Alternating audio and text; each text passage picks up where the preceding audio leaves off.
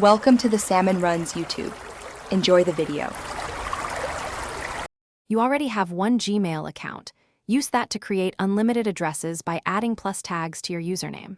First, pick a consistent tagging scheme, project, service, or date, so you can sort later. Once done, test an alias by sending mail to yourname+test@gmail.com. Calm and verify it lands in your inbox. Make sure to enable labels and filters ahead of time. They'll automate organization and keep similar messages grouped, so you do less manual sorting and more focused work. Now you'll turn aliases into automatic workflows. Go to Settings, right arrow Filters, and create a new filter with the alias in the To field. Then, choose Apply Label, Skip Inbox, or Star depending on importance. Once configured, labels act like folders. Use colors and nesting if you want visual priority. Because filters run automatically, you won't miss signups or receipts, and you'll avoid inbox clutter.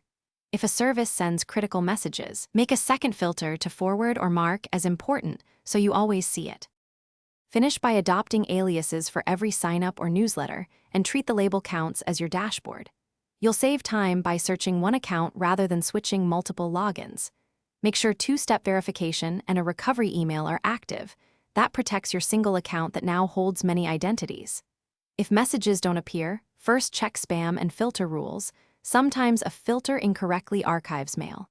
If still broken, review forwarding and connected apps. Revoke and reauthorize any integration, causing routing problems.